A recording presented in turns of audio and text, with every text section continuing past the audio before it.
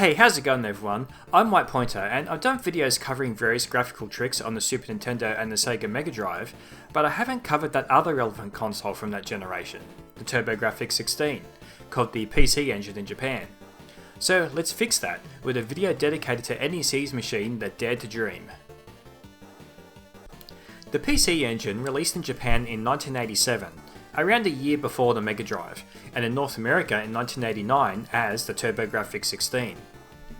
NEC manufactured and marketed the hardware, but it was actually designed by Hudson Soft, a game company that is unfortunately no longer around because it was purchased by and then eventually fully incorporated into Konami, but were probably best known for the Bomberman series at the time. Unlike its main competition at the time, the console didn't see an official release in PAL regions, apart from a limited release in the UK, only being available in a select few European countries, and never being available in other regions like Australia. A fact I'm still personally a bit disappointed by. The PC Engine actually enjoyed some pretty strong sales in its home country of Japan. In fact, it significantly outsold the Mega Drive, relegating Sega to a distant third in the Japanese market. However, the same couldn't be said in North America, with both Nintendo and Sega leaving it well behind. The limited European release largely had to do with the console failing to have much of an impact in the North American market. It's historically significant too. The Japanese PC Engine was the smallest console ever made at the time. It was the first console to have a CD-ROM add-on, so it was the first console to play CD-ROM games. It was the first console to have an official multi-tap. It was the first console to receive a redesign that looked like a shuttle? Yeah, okay, maybe that last one isn't so great. It was originally intended to compete with the Nintendo Famicom and Sega Mark III, but found itself butting heads with the Super Nintendo and the Mega Drive instead. Surprisingly, it held its own, despite not being as technically capable as those systems, and had some really impressive looking games. So how did it pull them off? That's enough about the history, so let's start diving a bit deeper. Well, let's address the elephant in the room straight away in regards to the system's technical specifications. It is considered a 4th gen system, but no, it was not a true 16-bit console. While its graphical processing unit, or GPU, was 16-bit, in fact it technically had two 16-bit GPUs, its main central processing unit, or CPU, was only 8-bit. The CPU was no slouch though, it was actually an upgraded version of the 8-bit CPU found in the Famicom, clocked at about 4 times the speed, at 7.16 MHz. Of course, this discrepancy caused some controversy in North America due to their decision to name the console the TurboGrafx-16. Because the CPU was 8-bit, they were accused of deceptive marketing. Head to head, it doesn't seem like it should have much of a chance. While the CPU was pretty fast for the time, it was only 8-bit. It had a fraction of the RAM, it only had one background layer, it had no special display modes, it couldn't even display as many sprites on the screen at once. While it had the same number of total available colours as the Mega Drive, it did have one technical advantage in this area, and that was being able to display a lot more colours on the screen at once than either the Mega Drive or even the Super Nintendo could. One main trick that was used a lot is something I've spoken about previously, and that was being one of the first consoles to have a built-in scanline counter. This allowed it to split the background layer into multiple segments on specified scanlines, which could then be scrolled independently of each other at different speeds or even in different directions, which was used to good effect in many games to create parallax scrolling. This could even be done on individual scanlines. The illusion of extra layers was often created by using sprites as part of the scenery, putting them on top of the background layer. This was done on the other consoles too to an extent, but was employed more often on the TG16 due to its lack of background layers. Despite its relatively low sprite limit, the console could just about pull this off well enough to not cause noticeable graphical issues. In fact, the PC Engine had a reasonably complex sprite priority system. I've previously covered how the Mega Drive's priority system worked, but this goes even beyond what Sega did.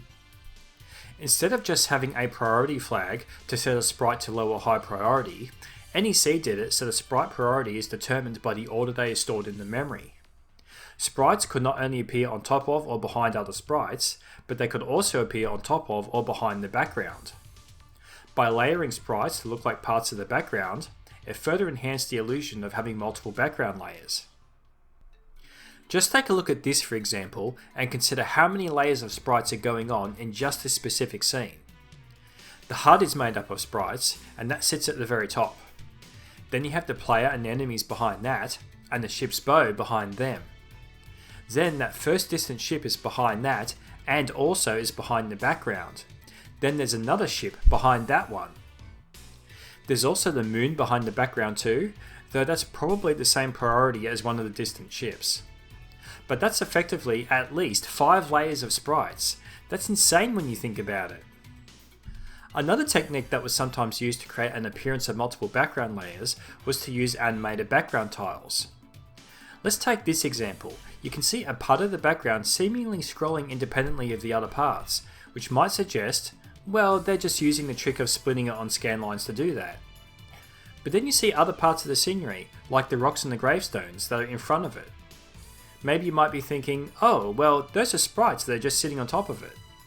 But nope, those are not sprites, they are indeed part of the single background layer.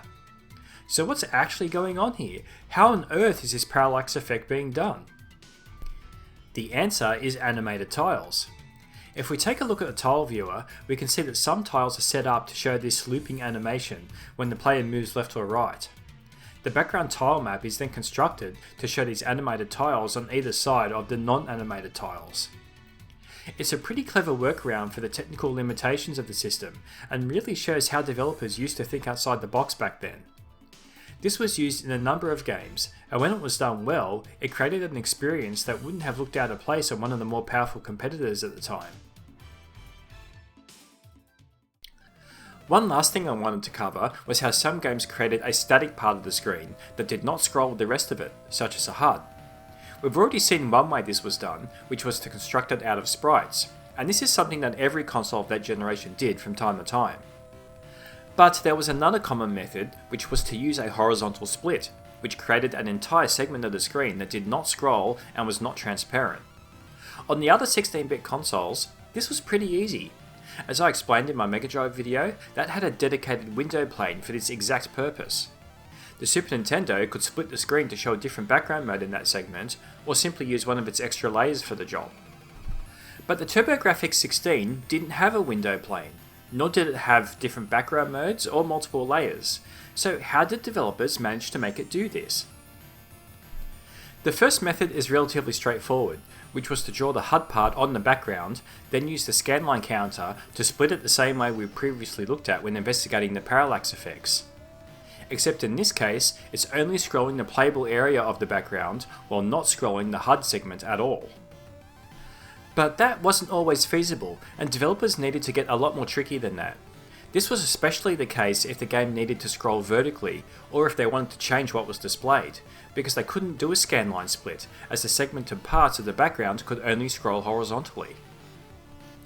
The answer here is still using the scanline counter, but using it in a specific way.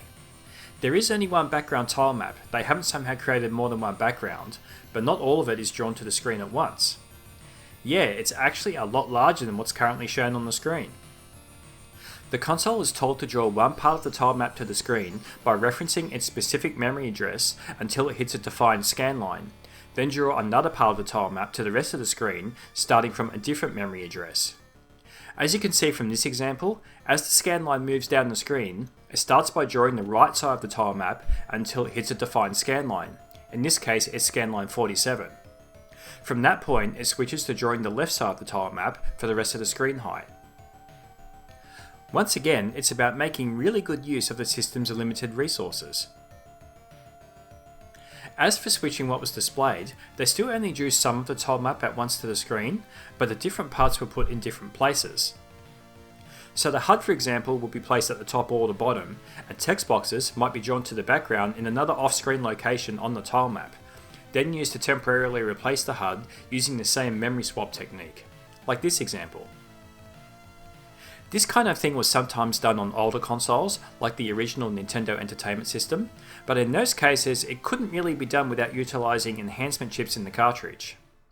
The PC Engine, or TG16, didn't need any enhancement chips to do this because it had hardware already built in for it.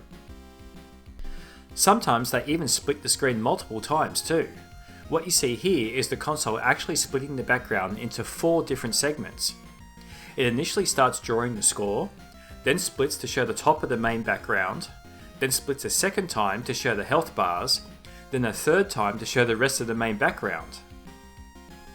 You can also see some funky sprite priority going on here as well, as the character sprites are not only behind the character names and timer, which are sprites themselves, but are also appearing in front of the main background, but behind the health bars, which, remember, are on the same single background layer. And while all of this is going on, there's individual scan lines scrolling at different speeds on the floor to create that depth effect that you might have noticed. Witchcraft!